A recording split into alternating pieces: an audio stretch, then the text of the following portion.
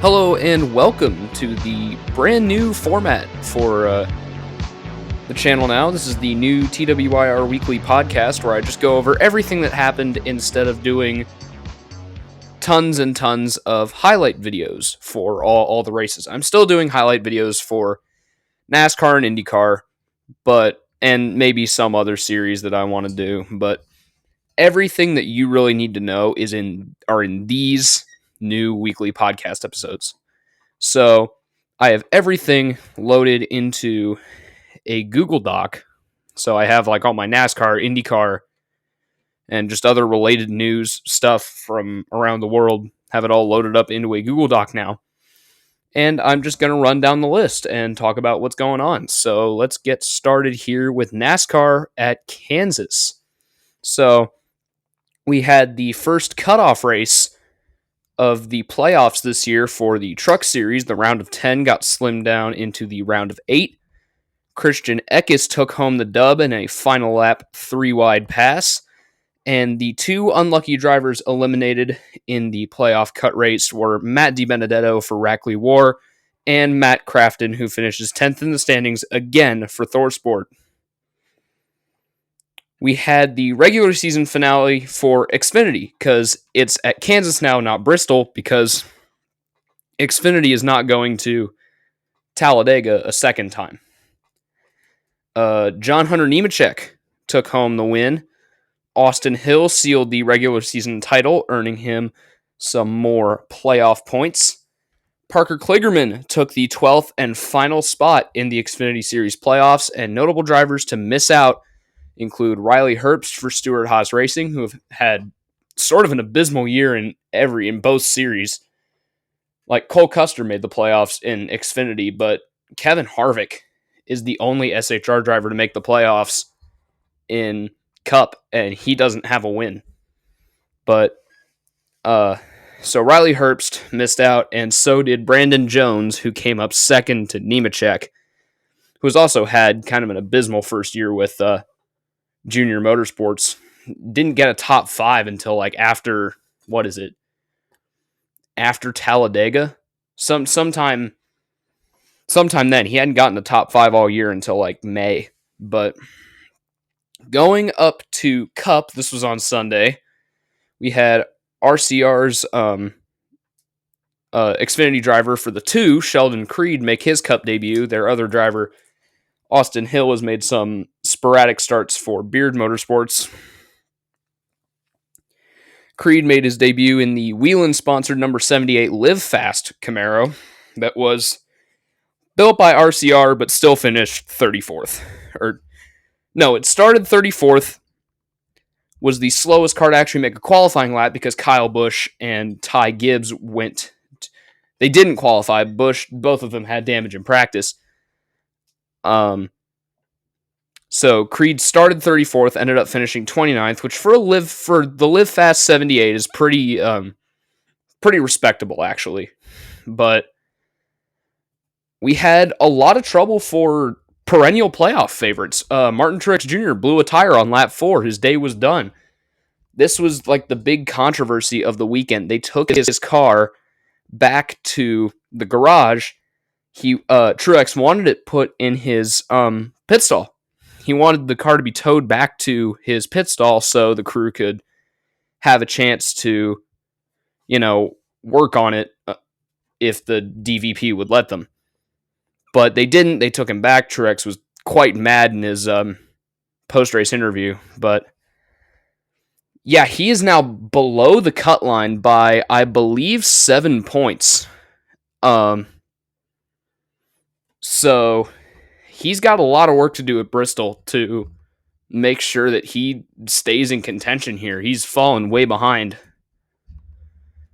We may be talking about the regular season champion being eliminated in the first round, which I don't think has ever happened before. 2311 took another Kansas W, this time with Reddick. All of 2311's in quote-unquote intended full-time drivers have won in Kansas in the 45 car now, because Kurt Busch took what we now know is his final win at the spring race last year. Bubba Wallace won in the 45 in the fall race, and now Tyler Reddick has won in the 45 for Michael Jordan and Denny Hamlin. And speaking of Denny Hamlin, he has the other win in the next gen at Kansas. So Toyota has swept Kansas so far in the next gen era. We got 4 drivers below the cut line, 13th through 16th. Truex, Wallace, Stenhouse, and McDowell are below the cut line, I believe. I don't have the playoff picture up. I probably should, because that's the next thing I'm talking about. Yeah, so I've pulled up the playoff picture here, and we have 4 drivers below the cut. It's Truex, Wallace, Stenhouse, and McDowell. Truex is 7 points below, Wallace is 19 points below, Stenhouse is 22 points off, and McDowell is 40, which means that the 34 is going to have to win Bristol if he wants to get into the round of 12, which I'm probably going to be so wrong on this, but I don't think it's going to happen. So I think Michael McDowell is out. I would not be surprised if Stenhouse gets eliminated, but Wallace and Truex are the ones to watch for. The ones on the other side of the bubble that I think might fall are Logano, Bell, and Harvick. Those are the bottom 3 that are above the cut line. Bell is 13 points above, Logano is 12, and Harvick is only 7.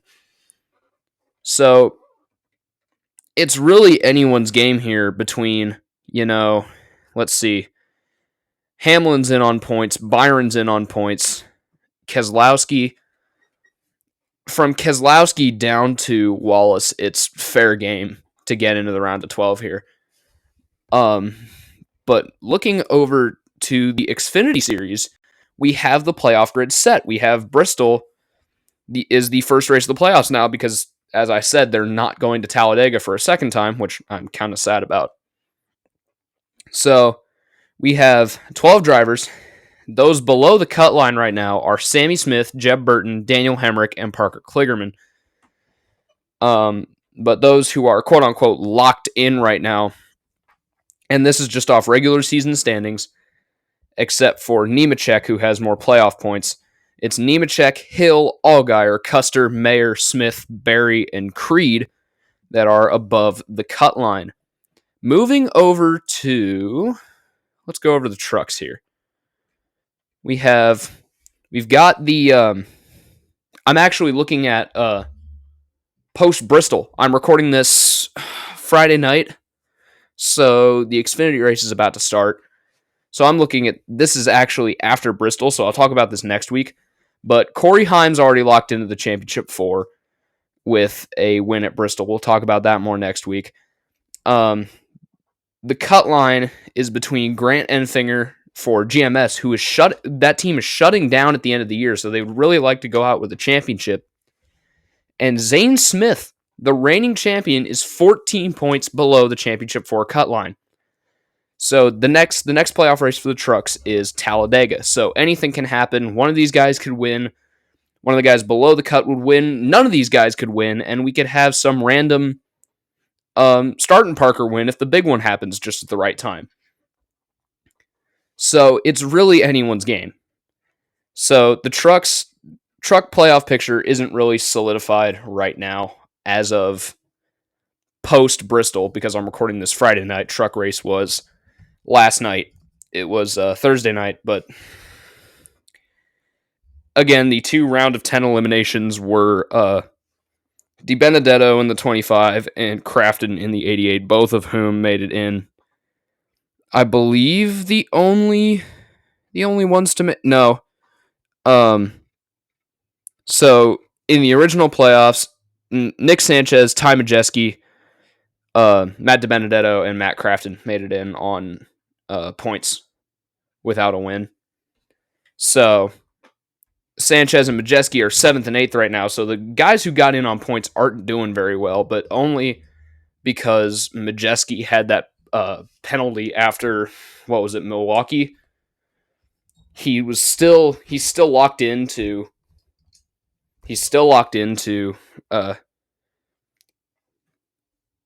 how do I say this? He was still locked into the round of 8 because he won the previous race at Indianapolis Raceway Park, my home track, which I sadly didn't get to go to this year. Hopefully next year. But so yeah, that's the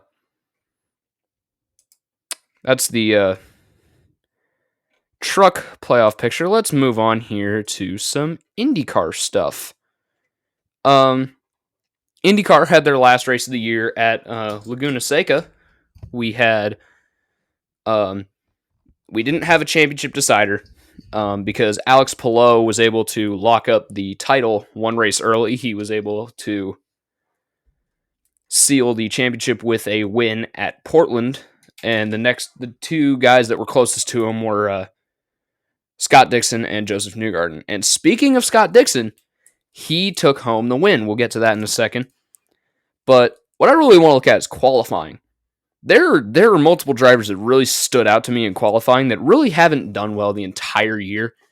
But all of a sudden, they were able to step up their game and do really well in this last qualifying session of the year. And those three people being Yuri Vips, which that doesn't really count because it's only his second start of the year, but I could see him driving the 30 next year.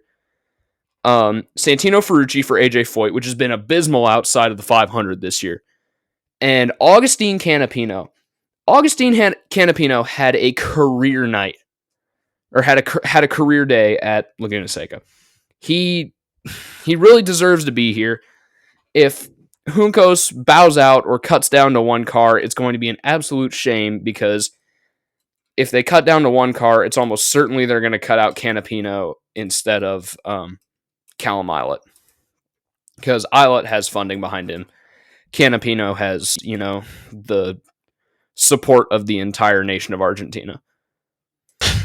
But yeah, we had Scott Dixon come home with the win. Pato O'Ward came up short again for, I believe, did he win a race last year? I think he did. Which I believe is his first winless season since his first full season in 2020. Where he came up short quite a few times, including Road America to his now former teammate Felix Rosenqvist. That's the other story. Rosenqvist scored the pole his last drive with McLaren. He's going over to Shank next year. Really didn't do much with it. Got taken out by Marcus Ericsson, then got taken out by some lap car. I think it was Benjamin Peterson. But really kind of a bummer to see Rosenqvist's last drive with McLaren end like that. But he's going over to Shank, which hopefully they're rebuilding. Simon Pagenaud has stepped away. We've seen kind of a Kurt Busch type injury with Simon Pagenaud, who had that wicked wreck at Mid-Ohio in practice. Was only supposed to miss that race and ended up missing the rest of the season because he has a concussion that will not clear up, which, unlike Kurt Busch's wreck, that was not a result of the new car. It's just the insane physics, because he rolled like 5 or 6 times without touching the ground. It was the IndyCar equivalent of what happened to Ryan Preece at Daytona, which happened later, but you know what I mean. But it's just a shame to see Simon walk away. Hopefully he gets to come back in 25, but if not, I'd like to see him still in the paddock. He's one of my favorite drivers. My school went on a field trip to IMS, I believe, for the 2019 500, just to kind of walk around and watch a practice. This was Wednesday practice. This was the day that screwed up Fernando Alonso's entire month, where he wrecked in turn 3, rode off his primary car. His backup car was 30 minutes away in a paint shop where they painted it the wrong shade of orange, blah, blah, blah. But after Simon Pagenaud gets out of his car, my tour group's walking back to the school bus to go back to the school, and one of the guys in my tour group goes up to Simon Pagenaud and asks for his autograph as he's running to the bathroom, and then Simon Pagenaud ends up winning the 500. So Um, I need to get a hold. I need to reach out to that kid and tell him that needs to be his pick strategy from now on. Like, go to a practice, randomly ask some driver for their autograph. That's your pick to win because it worked one time. But anyway, away from the stories, Scott McLaughlin. So Pato O'Ward, he was running second pretty much the entire race. Fell back a little bit to, I believe, third. Scott McLaughlin finished second after starting second and hitting, in his words, everything but the pace car. And speaking of the pace car, I think this is the only time this year the pace car ran out of fuel. So the pace car had to be topped up with fuel on the track because there were so many yellows. It's like they were rehearsing the Nashville season finale 1 year early. It was absolute calamity.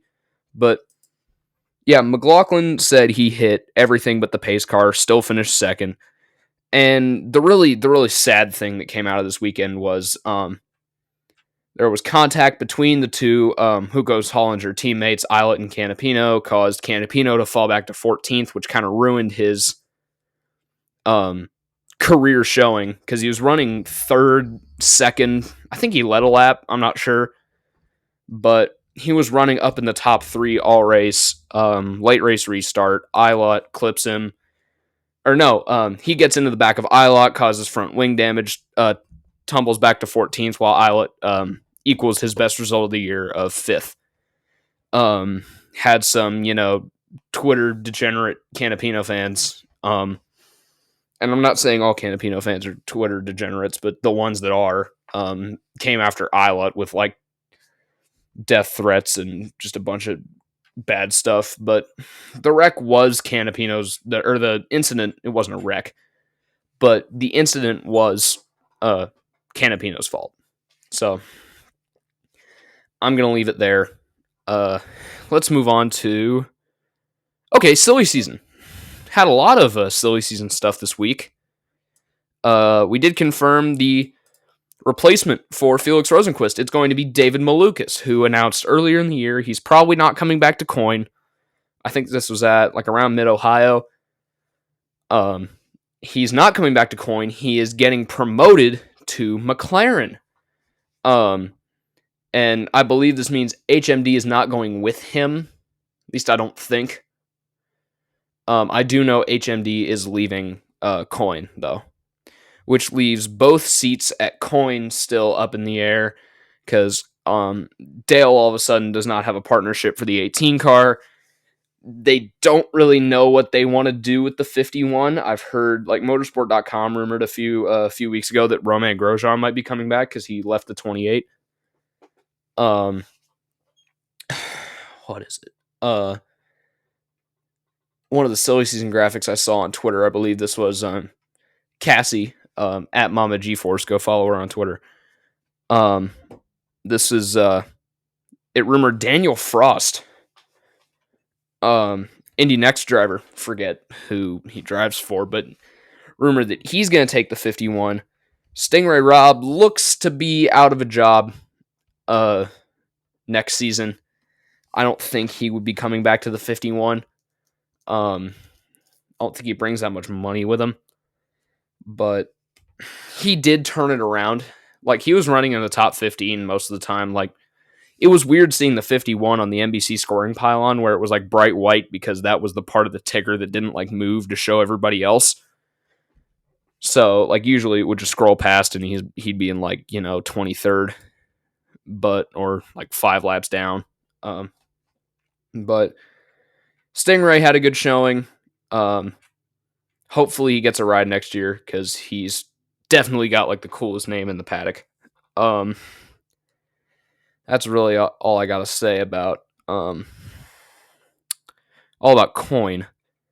We still don't know what's going to happen with Juncos. We don't know how many cars they're going to run, if they're going to run at all. Sponsorship's still up in the air. I know they had Pay.com come up for the final few races. Like ever since Iowa, I think they've been on the side of the car. Another thing that was rumored, but probably won't happen, is a 4th full-time McLaren. I don't think that's going to happen. McLaren already has a fourth car for the 500 because Kyle Larson is doing the double. He's going to run the 500 and the Coke 600 on the same day. So I don't think the full-time McLaren car is going to happen. But who knows? They might bring one of their European prospects over to do some races, but I don't think it's going to be full-time. Let's take a look. Ed Carpenter Racing still hasn't confirmed who is going to be in the 20 next year. We know Connor Daly got cut after Detroit had Ryan Hunter-Reay fill in for the rest of the season. Connor went off to do some other things. He drove for Shank in a few races, replacing Simon Pagenaud, and drove for RLL in the 30 after they cut Jack Harvey. Which leads me to another point. We don't know who's going to be in the 30 next year. I'm hoping it's either Connor Daly or Yuri Vips, because Yuri Vips actually had a decent weekend until he got taken out by Marcus Armstrong. So, I'm hoping he gets that car, and if not, I think Daly's going to be in the 30. But if Vips gets the car, I think Daly's going to be in the Dreyer and Reinbold 23 for the 500. Already talked about Romain Grosjean. He's leaving the 28 car at the end of the season. Marcus Ericsson, I believe, is going to the 28. But the last major open seat I haven't talked about is the Steinbrenner number 29. We know Devlin DeFrancesco's out. Coyne could be a possible landing spot for him. We don't know what they're going to do with that entry, if they're going to pull somebody like Hunter McElree or, God forbid, Louis Foster into the 29. That's yet to be seen. I don't even know if they're going to run it next year, but Grosjean's out of the 28. Marcus Ericsson's going to the 28. Linus Lundqvist is in the 8 car. Marcus Armstrong signed a full year deal with Ganassi, so good to see him come back. Did pretty well this year. We'll talk about him in a little bit. But the big IndyCar silly season thing is Alex Palou, within all of his legal issues with the McLaren contract debacle, is expected to remain at Ganassi. And I believe this is Racer.com saying this, but Palou said that he might want to drive the number 1 next year, which the last time the number 1 was used was the 2022 500 when Tony Kanaan drove a one-off Ganassi car to 3rd, which kind of gives a good idea of where the 1 would be next year, especially at the 500. Same paint scheme too. They're probably going to keep American Legion on. So expect Alex Palou to be at Coyne next year. Or not Coyne. Ganassi. So expect Alex Palou to stay at the 10 or the 1 or whatever they're going to call that car. They might move Armstrong to the 10 if Palou's in the 1.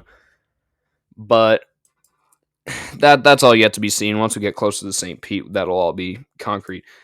Big IndyCar news, they're having an all-star race next year. They're calling this the $1 million challenge. That I think this is well put together than the last, way better put together than the last $1 million challenge, if you ask me. As you know, the Vegas $5 million sweepstakes did not end happily. Of course, we lost Dan Walden. I have a documentary coming up on that in the next couple months. I'll probably release it on the 16th of October. That's just if it gets done in time. But anyway. But they're having an all-star race, a $1 million challenge, March 22nd through 23rd. This is a concrete date on the schedule, which is really good since IndyCar hasn't released the schedule yet. We know when Nashville is going to be. We know when the 500 is going to be. We know when the all-star is going to be. It's going to be where they do their preseason testing at the Thermal Club in California. You know, a bunch of rich dudes that live right by a racetrack that they have for their own personal use. They couldn't get like a major oval like Kentucky or Michigan to come back, but they can get like some random group of rich guys in their backyard racetrack, which kind of Kind of makes me mad, but whatever. But they released the format. We have 2 heat races. The top 6 in each heat advance to the main event. So it's going to be a 12-car main event, Forza style, if you will. Forza Horizon style. I got 12 cars. Top 5 finishing teams in the main event will split their prize money with Thermal Club members. So the Thermal Club members really went out here. So if you have like a couple $1 million to throw around, become a member of the Thermal Club, because you will make that all back in the back half of March next year. And the winner of the main event, the winner of the quote-unquote all-star race, receives $1 million. So couple ways this is different from the NASCAR all-star race. Not an oval, duh, sad.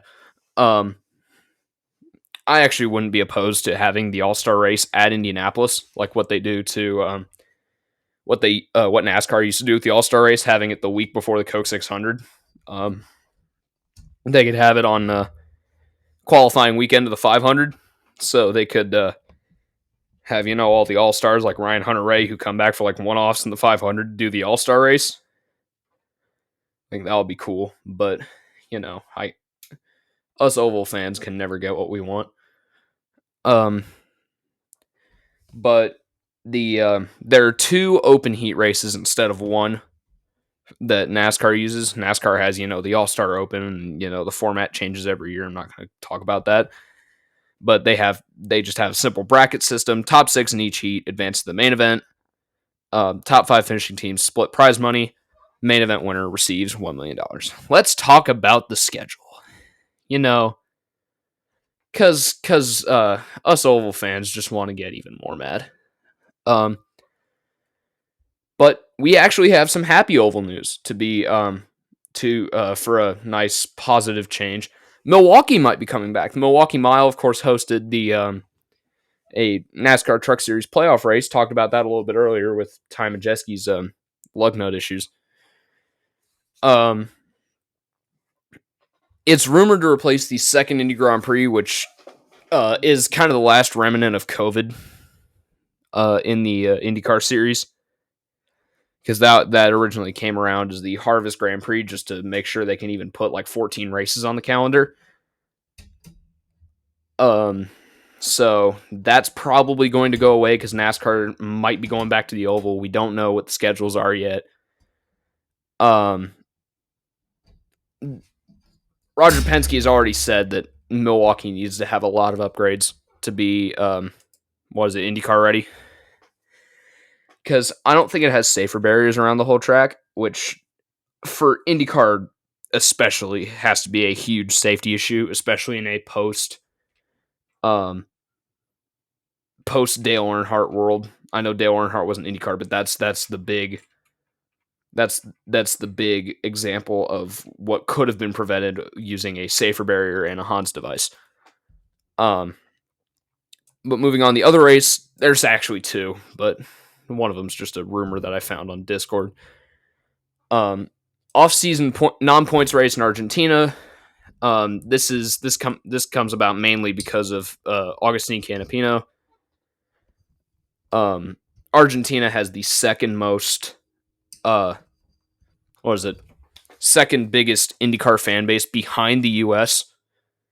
So having a non-points race there, in the off-season, like around October, November, would be smart, because November in Argentina is like midsummer or spring.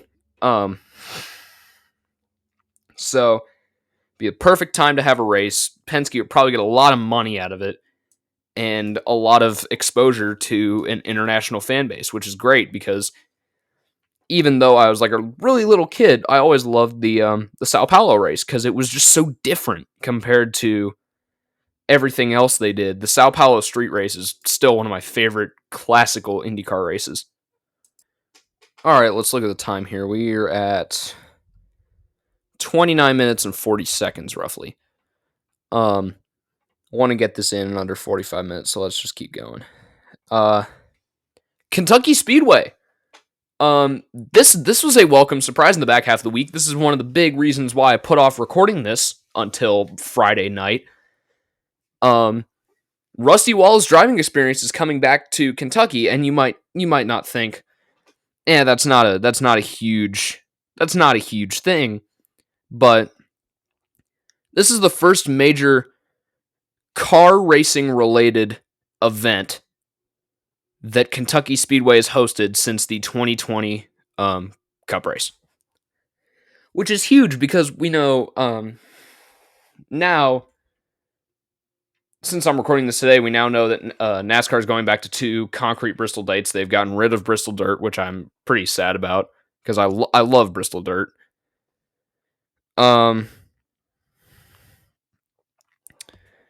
But we really don't know if NASCAR is going to expand their schedule. They probably won't. But the other option is they're preparing for a reconfiguration, or they're going to tear up the track because IndyCar might come back, and since Kentucky's an SMI track, I highly doubt that. They're going to have to repave it if they want to come back, because Kentucky is almost unusable in its current state by IndyCar because it is absolutely caked in PJ1 traction compound. For anyone watching this on YouTube, which probably all of you are because I haven't gotten this on any other platforms yet, I'm going to throw up a photo of what Kentucky's surface looked like in 2020 and what Texas's surface looked like in 2020. Texas was a terrible race in 2020. It was just a single file parade because it was a one groove track caked in PJ1. And after multiple years of rubbering it in, it's gotten better. It's become a 2, maybe a 3 groove track again. So if you want to do that with Kentucky, only about half a groove of the Kentucky racing surface, especially I think in turns 3 and 4, isn't caked in PJ1. So you would have to probably repave the entire track if you want IndyCar to come back, which might increase safety issues, but that's a long way off. Don't expect Kentucky for 24, maybe 25 if we get lucky. And I've heard some stuff about Pocono too, but Pocono, for them to come back, they would have to fix they'd probably have to raise the safer barriers and not make the catch fence out of barbed wire fences that you find in the backyards of farms. Because if you look at the repair that they did after Robert Wickens' crash, I think this might be 2019 though, but one of those years where they had a big one in turn 2, car went up into the catch fence. They had a mesh box sticking out of the catch fence into the track where the giant hole in the catch fence was. They did not do their catch fence repair well, but my solution to the Pocono problem, and I might talk in depth about this in the video, but my solution to the Pocono problem is Penske should pay them to raise the safer barriers and rebuild their catch fences, because Pocono's an independently owned track. They don't have to deal with SMI meddling, but I think Pocono being an independently owned track is the big root of all its problems, because as an independently owned track, you don't have as much money. You don't have the billions of dollars that SMI has behind them, SMI and ISC, to keep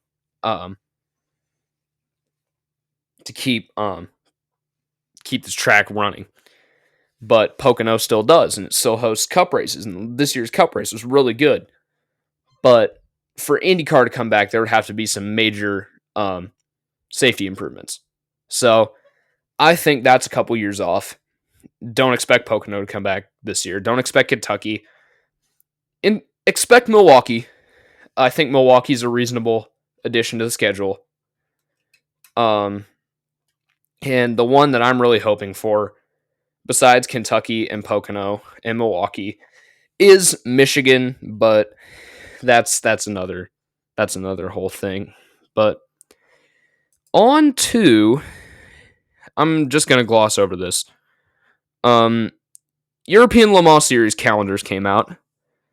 I know this really doesn't, jumping from America, jumping across the Atlantic here. They have the prologue in April. 4 Hours of Barcelona is later that week. Then they go to Le Castellet Paul Ricard in May. They go to Imola in July. They skip maybe 2 months. They go to Spa on the 25th of August. The 29th of September, they're in Mugello. And the final race of the season is Portimao on the 19th of October. So the big track that's missing here is Motorland Aragon, which hosted an ELMS race about a month ago, if I'm correct. But yeah, that's probably going to be... ELMS is one of the harder series to watch here in America, so that's why I don't really cover it much. WC I'm able to because we have, Motor Trend, but we only have the first hour and the last hour of anything that's not in the U.S. or a race that's not the 24 Hours of Le Mans. So, Le Mans Cup calendar, basically the same, except you throw in the 2 Road to Le Mans races on the 13th and 15th of June in 2024 to accompany the, I know it's the 101st anniversary, but it's the 92nd running, I believe, of the 24 Hours of Le Mans. So, yell at me all you want in the comments if I'm wrong, if I'm off by like a year. But anyway, that's really it for ELMS and Le Mans Cup. And what do we have? We have about 10 minutes, so we can just go through the other news, do all the YouTuber shameless plug stuff, and we'll be out of here. So let's look at the other news. All right, first on my other news list, we've got ARCA, because, they can't drive straight. Jesse Love crashed, which is insane. Jesse Love is incredibly good for an ARCA driver. I don't know why he's still in the series. TRD, Toyota needs to move him up. He needs to be in a truck. Like right now, he's the Max Verstappen of ARCA. But he got caught up in a wreck, and Connor Mozak, the other dominant Toyota team, the JGR 18, ended up winning the Kansas ARCA race. I love following ARCA because a lot of the guys I follow on Twitter are involved in it. And it's the last remaining start and park series, because if you look at the leaderboard, the bottom 5 are usually all start and parkers. They're not running the full distance. They're just money makers for the team owners. And I understand that, because you got to run a business, you got to turn a profit.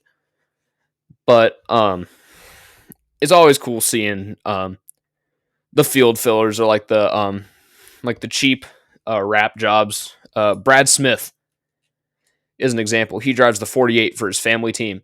He entered his brother Jeff into a few ARCA races this year in the 49. They just took his spare 48 car, put tape over a section of the number, and turned the 8 into a 9. It's just that stuff that I really like about ARCA. But anyway, moving on to World Endurance, we had Toyota securing a home 1-2 at the 6 Hours of Fuji. Usually, considering this is World Endurance Championship, Toyota winning isn't much of a surprise. They've been here for a while. They know what they're doing. But they actually had a pretty decent challenge from Porsche and Ferrari. So, good on them. Great to see such a loved brand get a home win again. Another hypercar brand we have not seen on the grid this year that we should have is Isotta Fraschini.